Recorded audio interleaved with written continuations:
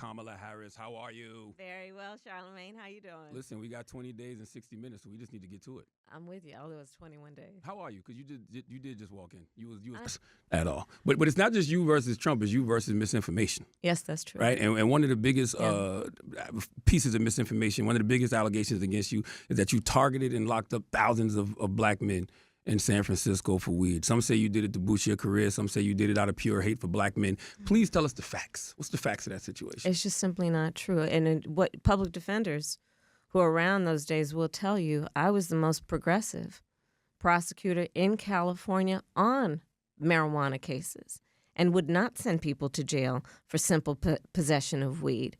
And as vice president, have been a champion for bringing marijuana down on the schedule. So instead of it being ranked up there with heroin, we bring it down. And my pledge is, as president, I will work on decriminalizing it because I know exactly how those laws have been used to disproportionately impact certain populations and specifically black men. Mm-hmm. Connect me from the people I have worked with and that I am from. But again, part of the challenge that I face is that they are trying to scare people away because they know they otherwise have nothing to run on. Ask Donald Trump what his plan is for Black America. Ask him. I'll tell you what it is. Look at Project 2025. Project 2025 tells you the plan includes making police departments have stop and frisk policies. The plan includes making it more difficult for workers to receive overtime pay. The plan includes ending the ability of Medicare to negotiate drug prices. You know what we have done? He said he would. We did, which means that's how we brought down the cost of prescription medication. His plan includes making it more difficult for working people to get by and to destroy our democracy. You know what he says he'll do? Terminate the Constitution of the United States. That's right. The measure of that is based on who you lift up. The work that I have done through my career, and then most recently even when I was in the United States Senate, to help write the George Floyd Justice and Policing Act. Mm-hmm. Cory Booker and I work very closely on that. Could you tell people why that didn't pass too? Give folks a quick civics lesson. We couldn't get the votes in Congress. Mm-hmm. There's a clip somewhere of me fighting with a Republican senator to actually, to actually get it passed. We couldn't get it passed. But what we did when we came in office and during the time that I've been vice president is we passed an executive order. So whereas we were trying, and I have been trying to make these things national so that everyone would have to do it, an executive order by the president and our administration says that for federal law enforcement, the following things have to happen, which we for the first time put in place. No-knock warrants, barring chokeholds, a national database. Now it's for federal law enforcement, but a national database for us to collect information and track police officers who have broken the law. And this is no small issue, this piece, in addition to everything else, because as we know, we've seen plenty of examples of a police officer who committed misconduct in one jurisdiction and then goes to another jurisdiction and gets hired because there's no place that's tracking their misconduct. So these are some of the things that we've done. And then, listen, I'm still going to always work on getting the George Floyd Justice and Policing Act passed. For black people. Well, that's just not true. And where it occurs. I think a lot of the frustration comes from people who will say sometimes politicians volunteer lies because, yes, it's great to try to pass the George Floyd Policing Act, but you probably know you can't get the votes. So why push that? Why push that on people knowing you can't get the votes? I don't subscribe to that approach, and I'm going to tell you why. It took a long time for the Voting Rights Act to get done. It took the brutality of what happened when John Lewis and all those were trying to cross the Edmund Pettus Bridge. It took a lot of work over our history to do what we have accomplished thus far. And we have to remain committed. America, I feel that there should be an in-depth investigation or evaluation of the lack of resources and current living conditions in black communities nationwide. So my plan includes making sure that for first-time home buyers, they have a $25,000 down payment assistance to just get their foot in the door, because we know folks will work hard, they'll save, and pay that monthly mortgage.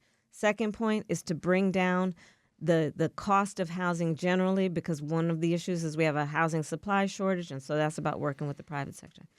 In terms of our small businesses, which are part of the backbone of the economy of the Black community and part of the backbone of America's economy writ large. My second mother, the woman who helped raise us, was a small business owner. I know who our small business owners are, and I have convened Black small business owners way before I was running for president in my official office at the White House to talk with young entrepreneurs, mostly young, about the work that they are doing that is about clean energy work, technology, as well as the traditional, whether it be a barbershop or a restaurant. One of the big issues facing Black entrepreneurs and Black small businesses is access to capital. Because unlike my opponent, who got handed $400 million on a silver platter and then filed bankruptcy 6 times, don't forget that, calls himself a businessman, not everybody has access to the capital, but we know in the community we do not lack for ambition, aspirations, dreams, hard work ethic. Act on it. Don't you believe Merrick Garland should have moved faster to put Donald Trump in prison for leading an attempted coup in this country? The Department of Justice has independence in terms of how they make those decisions, as they should. And let's also be very clear. What do you think? Well, no. Donald Trump has been very clear that he would weaponize the Department of Justice against his political enemies. He has been very clear that he would take out the independent folks who are in there and put in there instead his loyalists. So understand, again, you talk about, because this brings back to exactly your point about threats to our democracy. Donald Trump would go into the Department of Justice and manipulate it in such a way that it would be used as a weapon against his political enemies. Yeah, he's going to lock y'all up if he gets back in office. Well, by the way, you should look at his words. I don't think that you as a journalist should feel so sure that 100%. I'm out of here. Journalists, judges, others. And you know who does that? Dictators do that.